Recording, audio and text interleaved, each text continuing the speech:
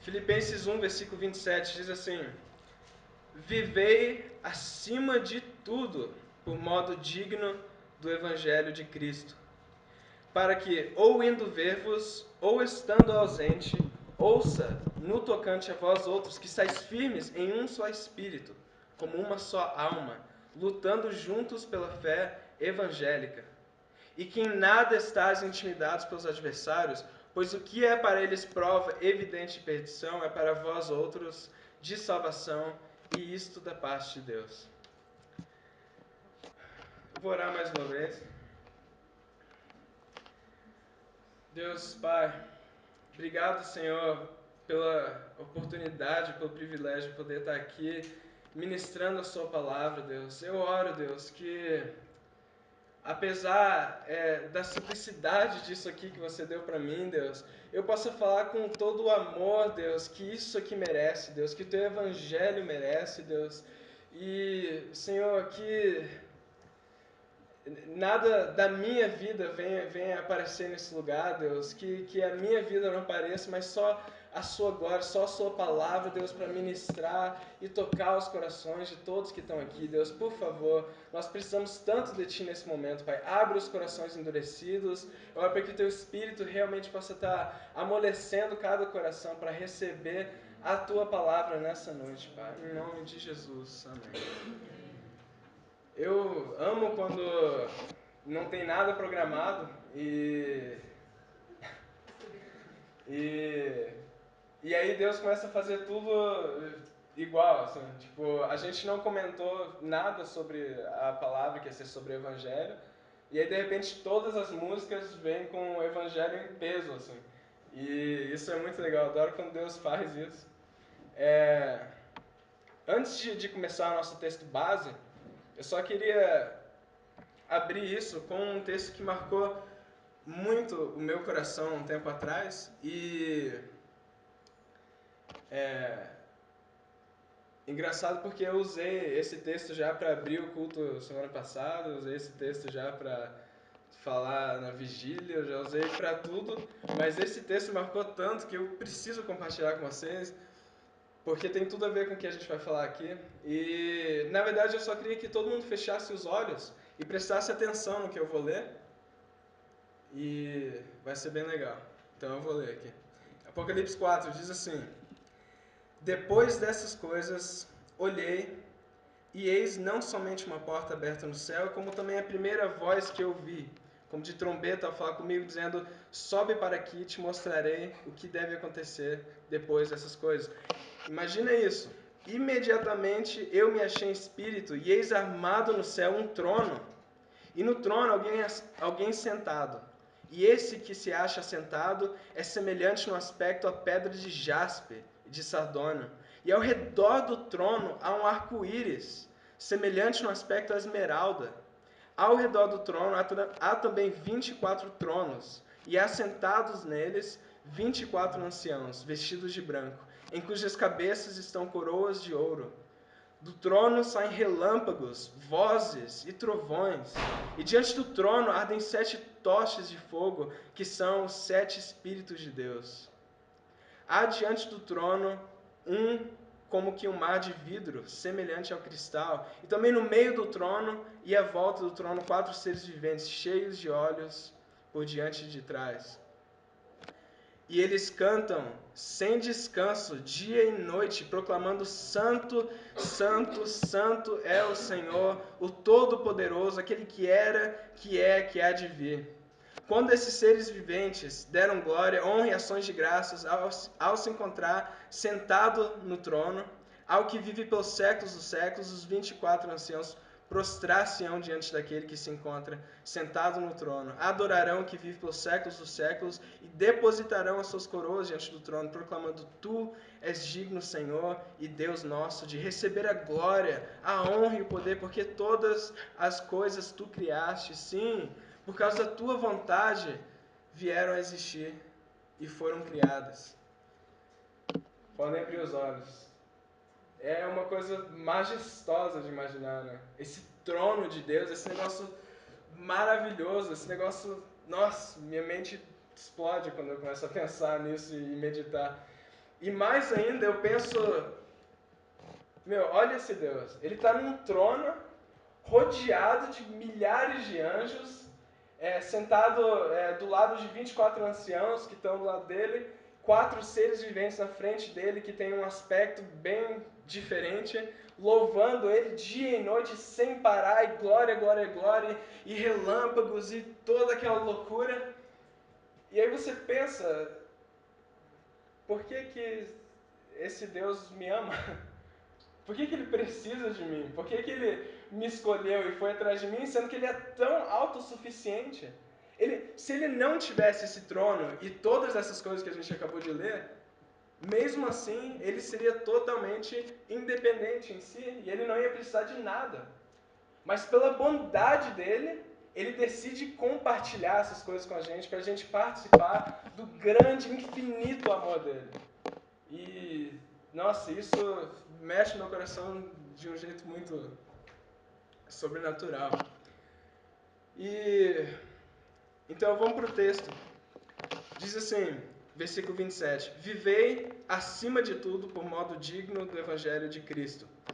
Antes de ler o texto, antes de falar do texto, eu quero primeiro esclarecer duas coisas. Primeiro eu vou esclarecer o que é o Evangelho de Cristo e depois eu vou esclarecer o que é esse viver de modo digno do Evangelho. Então, o Evangelho, primeiramente, ele começa em Deus. Tudo começa na natureza de Deus. Deus é justo, Deus é santo, Deus é amor. E Deus, ele não pode violar um atributo dele. Se Deus é justo, ele não pode ser injusto. Se Deus é santo, ele não pode ser pecador, não santo. E isso é bom. Isso é bom. Mas isso vai apresentar um problema para a gente. E esse problema é, se Deus é justo, o que ele faz com a gente? Se Deus é justo, o que ele vai fazer com a gente? O que ele faz conosco? E Paul Washer, ele diz assim, que a mais assustadora verdade sobre as Escrituras, sobre a Bíblia, é que Deus é bom. E isso é muito estranho, né? Porque Deus é bom, isso é maravilhoso, essa é a melhor coisa. Mas isso é muito assustador, porque nós não somos. Nós não somos bons. Então, isso levanta outra questão. Se nós não somos bons, se nós somos pecadores, e Deus é santo, e Deus é justo, como que esse Deus justo vai perdoar um pecador e continuar sendo justo? E como que um Deus santo pode chamar um pecador para ele e continuar sendo santo? Porque se ele fizer isso, se ele chamar um pecador para ele não vai estar sendo santo, porque nós somos pecadores. Então o que ele faz conosco? Né? Essa é a questão. Na verdade, essa é a grande questão da Bíblia inteira. Como nós somos homens pecadores, o que Deus faz com a gente, sendo um Deus justo? Como Deus é santo, como que ele vai atrair a gente para ele sendo santo e nós pecadores? E aí vem a maravilhosa cruz de Cristo, que é o centro dessa mensagem aqui, que a gente vai ver a plenitude da revelação dos atributos de Deus. Deus é justo, então ele tem que condenar o pecado. Deus também é amor, então ele se torna um homem no seu filho, vem à terra, vive uma vida completamente perfeita, vive dentro dos estatutos da lei. E aí, lá na cruz, ele se entrega pela humanidade. E aí, lá na cruz, a justiça de Deus, a ira que nós merecíamos receber, a ira que estava caindo sobre nós, pecadores, cai sobre Jesus, o justo, o único que não merecia isso. E nesse momento, os pecados são expiados, os pecados são tirados fora da gente. Nós não somos mais condenados pelos pecados, porque tudo foi condenado lá em Cristo, lá na cruz. Então, a medida exata que Deus precisava derramar para satisfazer a justiça dele caiu sobre Jesus naquele momento. E aí Jesus fala a fala mais, nossa, maravilhosa da Bíblia. Está consumado. Nossa, essas palavras para mim, eu imagino esse momento, está consumado, acabou. Agora acabou. Quem crê em mim, nossa, você não sabe o que você vai ter se você crê em mim, você vai ter vida eterna, você vai ficar comigo lá no céu, com Deus, e você vai experimentar de todas as bênçãos celestiais para a eternidade. É isso que estava implícito no estar consumado. Acabou, agora vem que tudo é bom agora. E então, quando isso aconteceu, isso significa que estava satisfeita a justiça de Deus. Então, Deus ele satisfez a justiça dele. Ele é justo, então ele satisfez a justiça. Ele é santo, então agora ele pode se relacionar com o homem, porque agora ele não é mais pecador, porque o pecado foi aniquilado lá em Cristo. Nós não somos mais condenados pelo pecado. E tem uma coisa que eu, pelo menos, eu não entendia muito nos meus anos recentes de conversão. Por que Jesus teve que morrer, né? Toda essa questão, tudo que eu falei era um negócio muito difícil de entender. Eu nunca entendia isso. Tá, Jesus morreu e tal, mas... E aí eu pensava, né? Era porque, sei lá, ele pagou... Como que ele pagou os nossos pecados? Ele pagou o pecado porque ele foi torturado, ele foi crucificado. Ponto, foi isso. Mas não, na verdade não tem nada a ver com isso. Não foi a tortura romana e a crucificação que pagou o nosso pecado. Não foi nada disso. Isso foi só um detalhe. Jesus ele nem estava preocupado com isso. Tanto que quando ele está no Getsemane lá, falando, Deus, se possível, afasta de mim esse cálice, mas que seja feita a tua vontade, não a minha. Jesus estava angustiado porque ele sabia que ele ia ter que tomar o cálice da ira de Deus. Então o que acontece lá na cruz? O cálice da ira de Deus é derramado sobre Cristo em cheio. E lá em Isaías diz assim, agradou ao Senhor moê-lo. Naquele momento Deus estava, yes, finalmente eu consegui fazer isso, finalmente eu consegui moer o único filho amado dele que não merecia isso naquele momento. Deus se agradou em moê-lo por causa de mim e de você. Isso não é maravilhoso, meu Deus do céu. E aí o que acontece? Ele morre porque o salário do pecado é a morte. Então naquele momento Jesus ele morre. E no terceiro dia ele vai ressuscitar. E agora ele está sentado à direita de Deus, reinando para todo sempre. Esse é o Evangelho de Cristo. E aí o que acontece com o homem? O homem, para ser salvo, a Bíblia diz que ele tem que crer em Deus, ele tem que se arrepender e crer em Deus. Tem um versículo que me marcou demais também, que eu preciso compartilhar com vocês. Quando eu entendi esse versículo, eu falei, meu Deus, é tão simples, o Evangelho da Graça é tão maravilhoso, é tão perfeito. João 3,14 diz assim, e como Moisés levantou a serpente no deserto, assim também importa que o Filho do Homem seja levantado. O que isso quer dizer? Moisés ele era o líder do povo de Israel. Quando ele tirou o povo do Egito, quando ele livrou o povo de Israel do Egito, ele foi encarregado da missão de levar eles até a Terra Prometida. E nisso, o povo só reclamava com Deus, muito ingrato com Deus, e de vez em vez Deus mandava uns castigos porque ele não aguentava a ingratidão do povo. E aí nessa situação, o povo está reclamando e Deus manda uma praga de cobras. Várias cobras começam a aparecer nas tendas deles e todos são picados e alguns começam a morrer e eles não aguentam mais. Eles falam, Moisés, fala lá com Deus para tirar essas cobras, pelo amor de Deus, a gente se arrepende. Moisés ele intercede pelo povo e Deus diz assim, derrete bronze e faz uma estátua de uma cobra. E essa cobra você põe na ponta do teu cajado. E aí você vai levantar o teu cajado com essa cobra de bronze e todo mundo que olhar para essa cobra vai ser curada do veneno das serpentes. E as serpentes vão todas embora. Você consegue ver o que Jesus está falando aqui?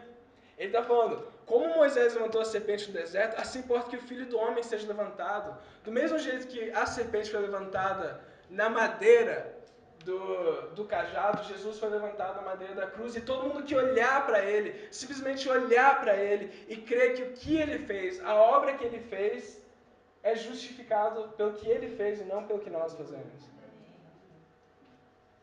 É tão simples assim, parece que é mais difícil, né? Mas não, é isso que ele está falando. Ele está falando assim como foi levantado no deserto, eu também preciso ser levantado para que todo mundo que olhar para mim seja salvo. E aí o que acontece depois disso? Quando você crê em Jesus, você é selado com o Espírito Santo como garantia de que quando Jesus voltar, ele vai te buscar. É como se eu fosse casado e amasse muito a minha mulher e amasse muito, muito, muito o dinheiro. E eu precisava viajar e ficar uns 10 anos longe da minha mulher. E como garantia, eu vou deixar todo o meu dinheiro, todos os meus milhões de reais, que eu amo muito, lá com ela. Como garantia de que eu vou voltar para buscar ela. Você entende isso? Então o Espírito Santo, a partir do momento que você crê, ele entra em você, ele sela você, para que quando Jesus aparecer no céu e todo do joelho se dobrará, ele vai olhar para você e ele vai te buscar. Porque está garantido, está dentro de você, não tem nada que você possa fazer. E aí esse mesmo Espírito, ele vai continuar a obra de santificação da tua vida, você vai começar a caminhar em santidade, e até o fim da sua vida, até Jesus voltar, você vai ficar mais e mais parecido com Cristo em santidade e amor, e esse mesmo Espírito vai fazer com que você ame o reino de Deus, e veja o reino de Deus como um tesouro precioso que você vai estimar e querer e amar, acima de todas as coisas. E além disso, ele põe em nós uma fonte que vai jorrar até a vida eterna. E essa fonte é uma fonte que sacia a nossa sede.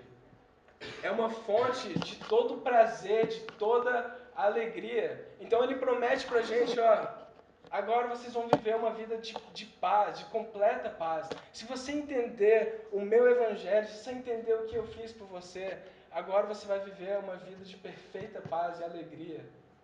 Porque é isso que o Senhor faz com a gente. E eu acho legal, tem um autor que eu não lembro o nome, ele diz assim, uma forma de você ver se o evangelho que a gente está pregando está coerente com a Bíblia, é você pegar uma parábola que é referente ao evangelho e comparar, e ver se está dentro dos estatutos ali. E tem uma parábola para mim que define o evangelho, nossa, de um modo muito louco. É a parábola do empregador generoso ou do fazendeiro generoso. Eu pessoalmente chamo de a parábola do fazendeiro muito louco. Porque o que o cara fez... Começa assim, ó. Pois o reino dos céus é semelhante a um fazendeiro que saiu logo de madrugada, aproximadamente às 5:30 da manhã, procurar trabalhadores para trabalhar na sua vinha. Então ele sai de casa logo cedinho para procurar trabalhadores para trabalhar na vinha dele. Então ele vai numa praça, que é onde ficam os desocupados, os caras sem emprego, esperando achar as pessoas que querem trabalhar. Então ele chega lá, ele vê uns 2 caras, ele fala, vamos lá trabalhar na minha vinha. Eu vou concordar com você para que você trabalhe o dia inteiro e eu vou te pagar 1 denário. Acordo? Feito. Fechou. Então eles vão lá. De novo, às 9 horas, isso foi às 6 da manhã. Às 9 da manhã, esse mesmo fazendeiro, ele volta para essa praça e ele ainda traz mais gente para trabalhar. À meio-dia ele faz isso de novo, 3 horas da tarde ele faz isso de novo. Às 5 da tarde, 6 horas, fechava o trabalho, fechava o dia. Às 5 horas da tarde, ele sai de novo para essa praça, e lá ele encontra os caras que estão desocupados o dia inteiro. Ele fala, ué, o que aconteceu? Por que você está tá sem trabalhar? Ele fala, ué, porque ninguém chamou a gente para trabalhar. Ele falou, então beleza, vão lá na minha vinha. E aí vocês fazem o trabalho e quando acabar, eu te pago o que for justo. Isso 1 hora de trabalho. Isso foi 5 da tarde para as 6 da noite. Quando deu 6 da noite, o fazendeiro, ele chamou o administrador dele de dinheiro. Ele alinhou todo mundo que chegou lá e trabalhou nesse dia em relação ao tempo, né? Então, primeiro eram os caras que chegaram às 5 da tarde, 5 da tarde, depois os das 3 da tarde, depois meio-dia, 9, e aquele que começou às 6 da manhã. E aí ele começa pagando 1 denário para os que chegaram e trabalharam só 1 hora. Então, enquanto ele vai pagando 1 por 1, os caras que chegaram primeiro, às 6 da manhã, eles estão obviamente, quando ele chegar na gente, ele vai pagar mais, né? Porque a gente trabalhou o dia inteiro, eles só trabalharam 1 hora. Mas, pela surpresa deles, quando o administrador chega com dinheiro, ele também vai dar 1 denário para os caras que trabalharam o dia inteiro, assim como ele deu para o cara que trabalhou 1 só hora. E aí, esse cara que trabalhou 1 hora, ele fica indignado, ele fala, ué, eu fiquei o dia inteiro suportando sol quente, trabalhei um monte e esse cara acabou de chegar, trabalhou 1 hora só e você vai pagar a mesma coisa para mim e para ele? E a resposta do fazendeiro é a melhor de todas. Ele diz assim, meu amigo, eu não te faço injustiça. Você não ajustou comigo um denário? Então toma o que é teu e vai embora. Pois eu quero dar a esse último o tanto que eu dei a ti. E não é lícito eu fazer o que eu quero com o que é meu? E aí ele termina falando, assim os últimos serão os primeiros e os primeiros serão os últimos. Você consegue ver a revelação maravilhosa do Evangelho nisso? Que é só pela graça de Deus. Como Ele olha para a gente e Ele nos abençoa com o reino dos céus. E Ele faz com quem Ele quiser, do jeito que Ele quiser, como Ele quiser. Uma coisa que eu já ouvi muitas vezes na minha caminhada e quando... Às vezes eu prego o Evangelho em meios onde tem pessoas já crentes, só que não concordam muito com o Evangelho da Graça. E o argumento que eu ouvi, acho que umas 3 vezes diferente, é engraçado porque é o mesmo, assim, acho que todo mundo aprende isso na igreja pra ir contra, assim. Eles falam assim, então se um cara se converteu, e aí ele vira um pedófilo e um serial killer, mata um monte de gente, estupra um monte de gente, ele vai pro céu? E aí, qual que é a resposta disso? Ele não se converteu. Ele não se converteu, mas vai que Deus ele puxa ele de volta. Exatamente. então a minha resposta sempre é a mesma. Eu falo assim, se Deus quiser salvar o Hitler, Ele vai salvar o Hitler. E você não vai poder fazer nada em relação a isso.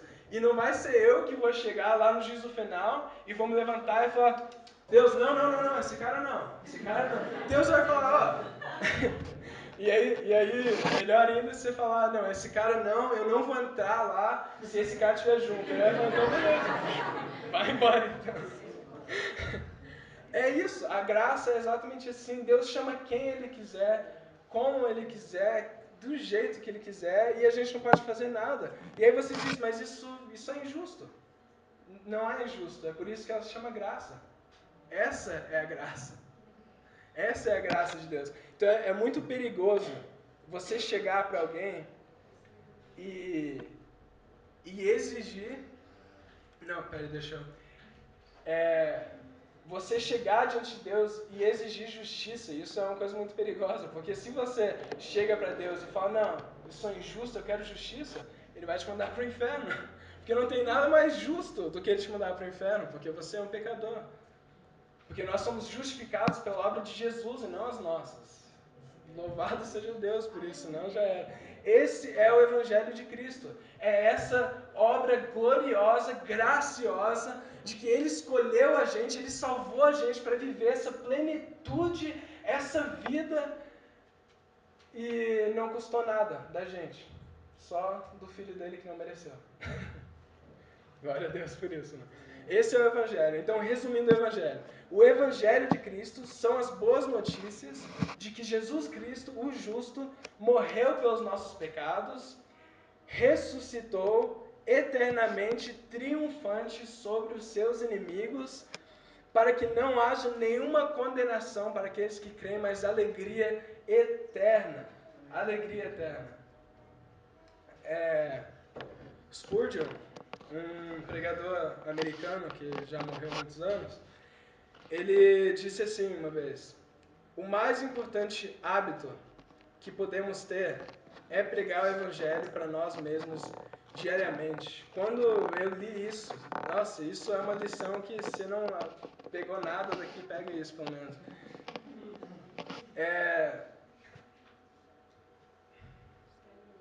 Isso. Embasamento bíblico para a gente pregar o Evangelho todos os dias. Eu vou esperar só. Salmos 43. Embasamento bíblico para a gente pregar o Evangelho todos os dias. Por que estás abatida, ó minha alma, e por que te perturbas dentro de mim? Espera em Deus, pois ainda o louvarei, o qual é a salvação da minha face e Deus meu. O que está acontecendo aqui? O cara está aflito, ele está mal, ele está sem esperança, mas ele prega para ele mesmo. Ele fala, o Senhor é a salvação da minha alma. E ele reconhece isso, ele prega isso para ele. Hoje em dia, o que seria pregar o Evangelho para nós mesmos? Seria você dizer a mesma coisa. Por que estás abatido a minha alma? E por que te perturbas ante mim? Por que você está mal, Sérgio? Você não sabe que você é filho do Deus Altíssimo? Você não sabe que Jesus te resgatou? Que hoje você é mais que vencedor em Cristo Jesus pela obra dele? Hoje ele te resgatou, hoje ele te salvou. Isso é suficiente para fazer a gente ficar alegre na hora. Bom, deveria ser assim. E a gente vai entrar nisso. Mas uma coisa, nós nunca vamos crescer na fé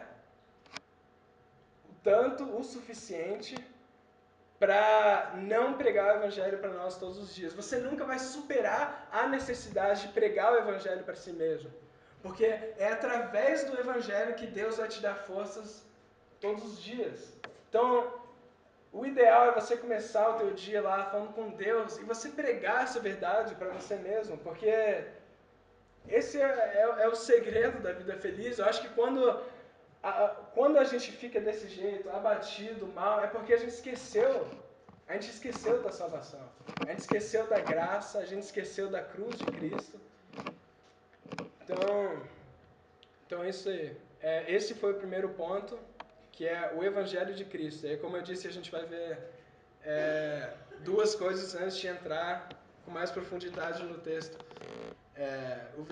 Diz assim, versículo 27, viver acima de tudo por modo digno do Evangelho de Cristo. Então, o que é esse por modo digno? Essa é a questão. Essa semana o Lucas me perguntou do que ia pregar, aí eu citei, viver por modo digno, aí ele já, por modo digno, estranho, né? E é justamente isso que eu quero explicar. Vamos do começo, então. A expressão por modo digno de é encontrada pelo menos 5 vezes no Novo Testamento, e a gente vai ver aqui. Ela vem do advérbio grego axios, que traduzido é isso, por modo digno de. E as 5 vezes que a gente vai encontrar, ela vai dizer que a gente deve viver de modo digno do Evangelho de Cristo da nossa vocação celestial e de Deus. Mas a questão que se levanta é o que isso significa? O que é se tornar... Será que se tornar digno do Evangelho de certa forma, você ser digno o suficiente para que a graça de Deus seja sobre você?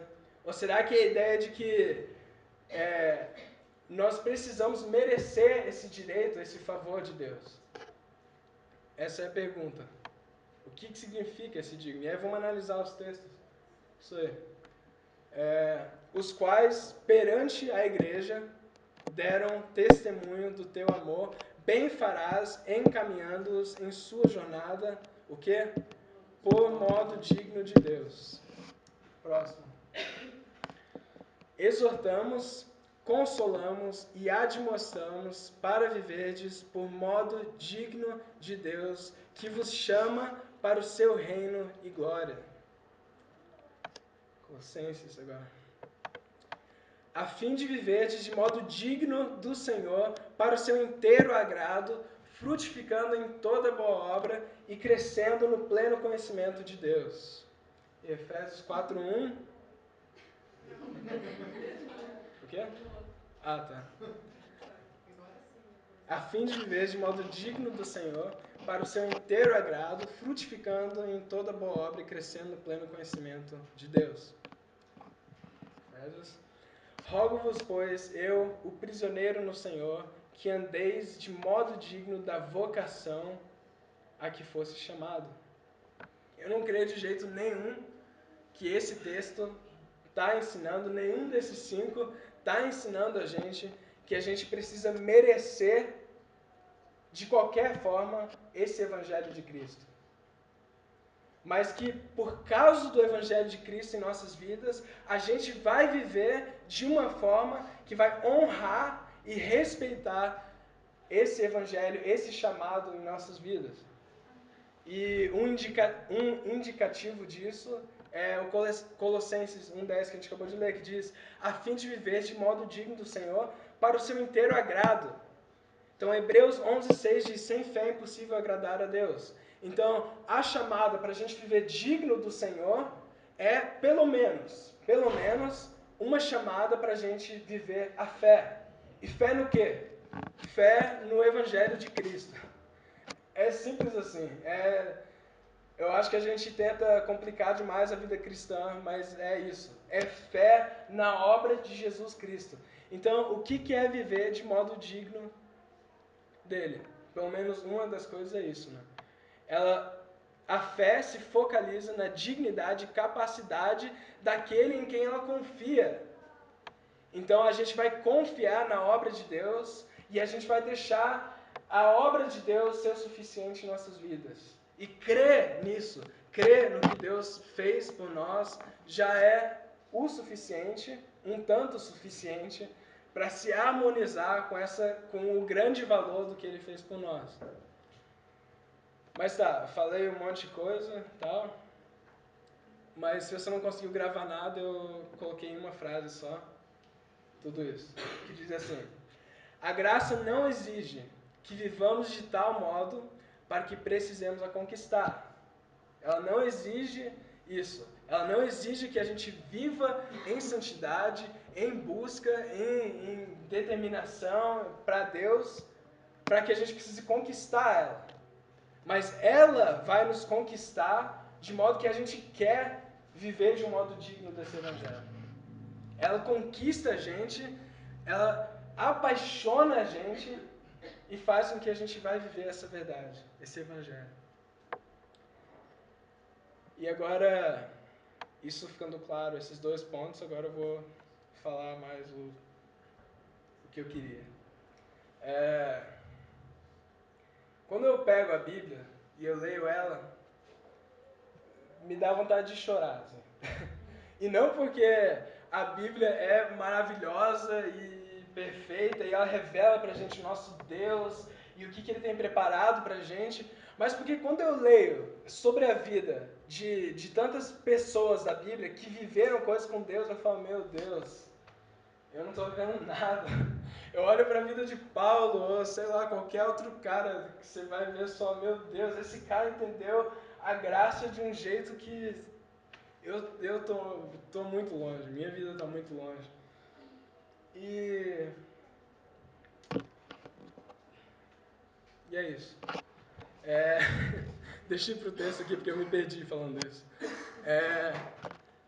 Então eu vou ler o texto de novo, inteiro, e aí eu vou indo. Vivei acima de tudo por modo digno do Evangelho de Cristo, para que ou indo ver-vos, ou estando ausente, ouçam no tocante a vós outros, que sais firmes em um só espírito, como uma só alma, lutando juntos pela fé evangélica, e que em nada estáis intimidados pelos adversários, pois o que é para eles prova evidente de perdição, é para vós outros de salvação, e isso da parte de Deus. Então o texto está falando isso. O Evangelho é uma boa notícia. É uma boa notícia. Então ele está falando assim, nós somos perdoados, hoje nós somos considerados santos, nós podemos chegar diante da presença de Deus e a gente está seguro em Cristo para todo sempre. Então ele diz, agora, o que deve ser feito é que a resposta da sua vida deve se comparar à maravilha do Evangelho. As suas ações, a sua vida, a sua resposta para o Evangelho de Cristo, para o que Deus fez para você, é isso que Paulo está falando, deve ser de um jeito que, nossa, você fique empolgado e fala, meu, eu não acredito nisso, eu não acredito que eu sou salvo. E quando você conta o Evangelho para você mesmo, vai ser de uma forma que você vai lembrar da tua vida, de tudo que você fez, de todos os pecados, das pessoas que você machucou e tudo mais, e você vai lembrar que Jesus te salvou e te resgatou de tudo isso. E ele está falando que esse simples fato, deve fazer que você fique tão alegre, tão cheio de paixão, que vai te fazer viver uma vida digna ao Evangelho de Cristo. Como quem se apaixona pela primeira vez, né? Todo mundo sabe como é ser apaixonado e não tem nada melhor do que ser apaixonado pelo Evangelho de Cristo. Você fica, nossa, olha essa salvação, eu não acredito nisso e... sem palavras sobre isso. Você tem que se apaixonar pelo Evangelho de Cristo. É isso que ele está falando aqui, vive de modo digno, se apaixone por isso. Ame isso, que isso seja o seu único combustível, o seu único meio para viver as coisas de Deus, porque é o suficiente para você. E aí eu queria perguntar, você olhando para a sua vida, você se vê vivendo de acordo com esse Evangelho? Quando você olha para a tua vida, você fala, esse Evangelho que eu prego, que eu acredito, que eu falo sobre, será que eu estou vivendo de acordo com isso? Será que eu estou vivendo mesmo de um modo que, como o Leonard Ravenhill tem escrito na lápide dele, a vida que você tem vivido está valendo a morte de Cristo? E eu não quero falar isso com nenhum peso, mas é meio impossível você viver uma vida apaixonado pelo Evangelho e isso não afetar todas as áreas da tua vida. É muito ilógico viver isso, porque o Evangelho é tão maravilhoso. E uma coisa que eu já falei uma vez numa abertura de um culto, é que certa vez o Nietzsche, filósofo bem louco aí, ateu, que fala que esse cara é bem louco. Ele diz que Deus está morto e ele odeia crente, não sei o quê. E tem uma entrevista, se quiser eu te passo a fonte. Ele diz assim na entrevista, ele diz, eu odeio cristão, não suporto esses caras. E aí o jornalista vai perguntar, mas por quê? O que tem os cristãos? Eles dizem que são salvos e não agem como se estivessem. Eles falam que são redimidos, mas vivem como se nem tivessem um redentor. Eu não estou nem aí, eu não ligo, eu estou vivendo a minha vida, feliz aqui. Você vê o peso disso? Isso é a mesma coisa que o apóstolo Paulo está falando aqui. Ele está falando, vive acima de tudo de modo digno do Evangelho. O Nietzsche, o conflito da cabeça dele era que, os cristãos falam tanto de salvação, falam tanto em perdão de pecado, de amor, de que eles são salvos, de tudo isso, mas isso não mostra na vida deles. Isso não aparece, isso não é evidente na vida deles. E aí Paulo vai falar isso, viver acima de tudo por modo digno do Evangelho. Nos versículos acima ele começa a falar, portanto, para mim, viver é Cristo e morrer é lucro, e eu não estou nem aí, se eu precisar sofrer, eu vou sofrer, eu vou ficar cada vez mais parecido com Cristo, e eu vou viver essa liberdade em Cristo. E aí no versículo 27 ele vai inverter, e ele vai falar com o povo filipense, e aí ele vai pedir essa única coisa para eles. Ele vai pedir para que eles vivam do mesmo jeito que ele está vivendo. Esse jeito de viver é Cristo. E morrer é lucro. Porque se eu morrer, eu já vou estar lá com Deus, eu vou estar aproveitando tudo que Ele tem para mim. Paulo está falando isso daí, viva desse jeito. Então você vê que o padrão é meio alto, né? Porém, o Evangelho é o suficiente para fazer isso em nós. Então ele está dizendo, eu só quero que a sua vida se assemelhe ao que você diz que você acredita. Só isso que eu quero. Eu estou pedindo isso. Eu quero que você viva de uma maneira digna a esse evangelho que você está pregando. E quando eu penso em viver de um modo digno, eu olho para a minha vida e eu olho para o evangelho e se eu colocar numa balança, assim, o evangelho está tão superior, a minha vida tão sem exemplo nenhum disso, sem exemplo nenhum de que eu fui transformado, de que eu fui resgatado. E o ideal é que ele viva de igual para igual. A nossa vida viva de igual com o Evangelho de Cristo. A nossa devoção, a nossa entrega. E aí eu penso, se eu realmente cresce na minha salvação, se eu realmente cresce nisso, que eu fui salvo, que eu fui resgatado do inferno, que eu fui resgatado da ira eterna de Deus, será que eu aqui no culto, simplesmente aqui no culto, eu não iria me entregar muito mais em louvor a Deus? Será que eu não ia gritar que nem um louco, Deus seja glorificado, porque eu realmente entendi de onde eu fui salvo? Será que ia ser difícil eu ir dormir à noite? Porque de tão inconformado que eu estou com o Evangelho de Cristo, de tão inconformado que Ele fez comigo, e eu estou lá tentando dormir, e minha cabeça não para, falando, meu Deus, que maravilhoso o Senhor é, olha o que você fez, Deus. Será que se eu realmente acreditasse nessa minha salvação, a resposta da minha vida não ia ser natural? A gente foi resgatado do inferno. Tem uma coisa que eu gosto de pensar, é que se Deus colocasse a gente 5 segundos dentro do inferno, só pra gente ver como é que é, só pra dar uma pitadinha assim, só pra você ter uma ideia. Sua vida nunca mais ia ser a mesma. Sua vida nunca mais vai ser a mesma. E o Evangelho de Cristo não é tão superior ao inferno? Será que a gente precisa mesmo que Deus mande a gente 5 segundos para o inferno para falar, nossa, eu preciso escapar disso? Sendo que Ele encarnou como um homem aqui na terra. Você acredita?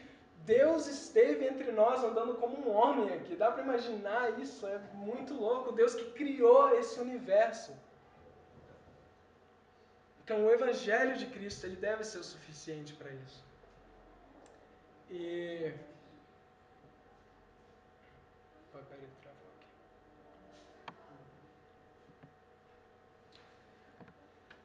Então, se eu realmente acreditasse no que a Bíblia diz, de que eu fui resgatado e tudo mais, eu acho que isso teria que transparecer em toda a minha vida, em tudo que eu fizesse.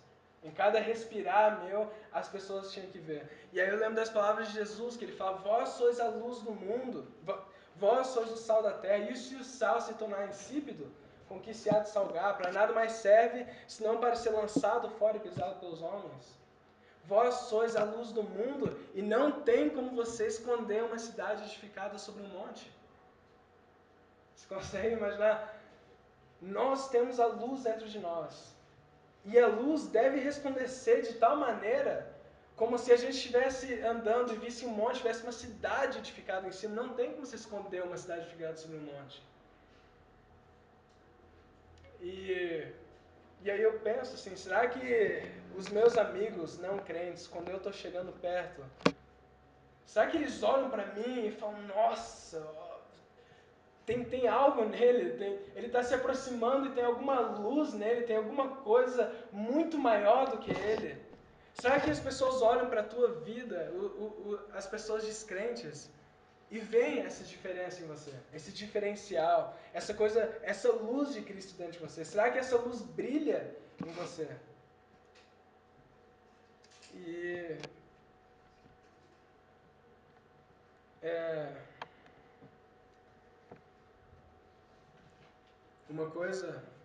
uma frase que eu gosto muito, que me marcou muito é: suas ações falam mais alto do que as suas atitudes. Suas ações falam muito mais alto do que as suas atitudes. Então, tudo isso que Paulo está falando, que Nietzsche falou, que criticou, é isso que ele está falando. Ele está falando: a única coisa que eu quero é que a sua vida não seja só palavras, não seja só, não, eu creio nesse Cristo, eu creio que eu sou salvo, eu creio nesse evangelho maravilhoso, mas isso não faz absolutamente nada na tua vida. Agostinho, essa frase às vezes é atribuída a Agostinho, às vezes a Tomás de Aquino, às vezes de Francisco de Assis, não importa quem falou, importa o que ele falou. Ele diz assim: prega o evangelho o tempo todo, se necessário, use palavras. E o que ele quer dizer com isso? É muito óbvio. É para que a tua vida grite isso. É para que você não precise nem chegar para alguém e falar de Jesus, porque só o teu andar, o jeito que você anda com as tuas duas pernas, já mostram Jesus para eles.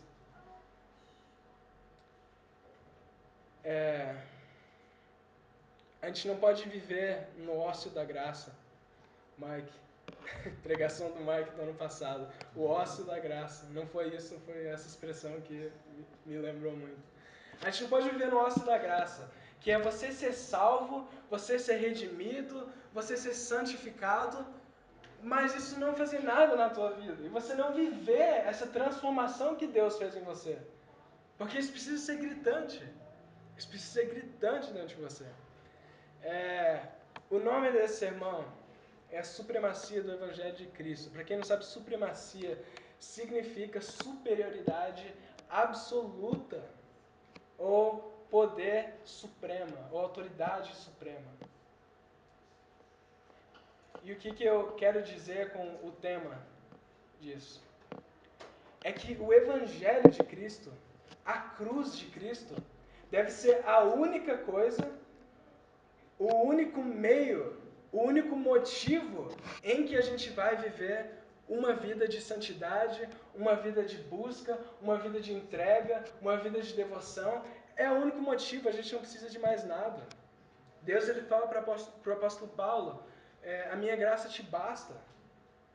A minha graça te basta. A graça basta para a gente.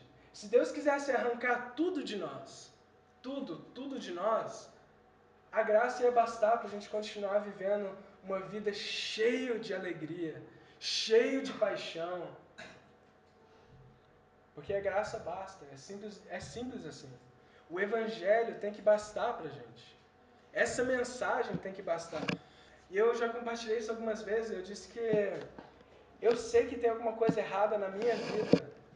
Quando eu penso na cruz de Cristo, isso não faz nada em mim.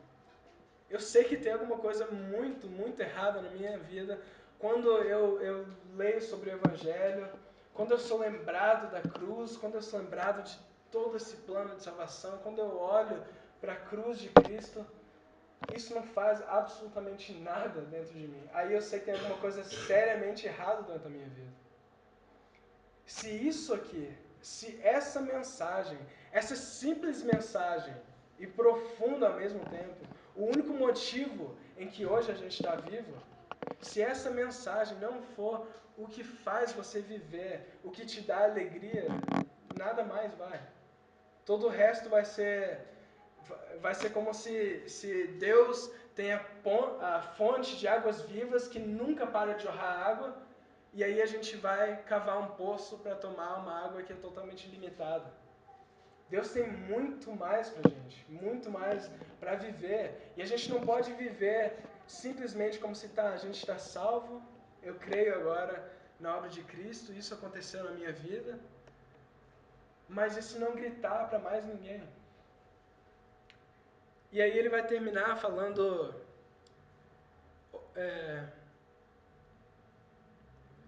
ou indo ver-vos, ou estando ausente, ouçam no tocante a vós outros, que estáis firmes em um só espírito, como uma só alma, lutando juntos pela fé evangélica, e em nada estáis intimidados pelo adversário. Última coisa que eu quero falar só. Paulo aqui ele está falando num contexto de perseguição. Os adversários eram os inimigos de Deus mesmo, que o cara é crente e vão matar ele. Nosso contexto, aqui no Brasil, a gente não tem isso. Né? Então, a gente não tem que se preocupar em, se a gente estiver numa praça pública lendo a Bíblia, ou de ajoelhado orando, alguém vir e arrancar a nossa cabeça. A gente não tem que se preocupar com isso. Mas o que é o adversário hoje, então? O que é essa batalha em que a gente deve lutar unidos pela fé evangélica? Eu acho que é muito mais simples do que achar que você deve ser o evangelista, que você deve ser o cara que faz tudo e, sei lá, é muito mais simples. Eu acho que em pequenas atitudes mostram de onde nós viemos, quem nós somos. E aí eu tenho algumas coisas listadas, totalmente simples assim. Por exemplo, no trânsito, andar no limite de velocidade, uma coisa que o pastor sempre fala aqui. É uma coisa tão simples que vai mostrar a regeneração, a santidade na tua vida. Você dá passagem para alguém quando você estiver de carro e você está no preferencial, mas não, deixa o cara passar. Coisa simples, coisa que você vai mostrar o amor para as pessoas. Você sendo um pai de família, você ensinar o teu filho no caminho do Senhor. E não só ensinar, mas guiar ele pela mão, ouvir ele. Ouvir as crises, amar, abraçar, como mãe, como pai. Como marido, respeitar e amar a mulher. Como mulher, respeitar e amar o marido. Como estudante, ser o melhor de todos. Ser o melhor da tua turma, ser o cara que estuda, ser o cara que se entrega lá nos estudos. Ser um cara irrepreensível mesmo. Uma pessoa que sabe usar do dinheiro. Um cara que sabe administrar o seu tempo. Uma pessoa que consegue administrar a sua língua. Coisas simples. Não, viver de modo digno do Evangelho não é uma coisa, nossa, eu tenho que pregar para multidões e todo mundo se converter. Não, é o teu agir. É o teu agir. É você ser irrepreensível diante das pessoas. É eles olharem para você e falar, nossa, eu não consigo falar nada de mal dessa pessoa. Por quê? E aí eles vão saber que é só porque Cristo está fazendo a obra em você. E que você age só porque o Evangelho de Cristo é o suficiente para você viver essa vida de santidade. Então vamos orar. Vamos colocar de pé?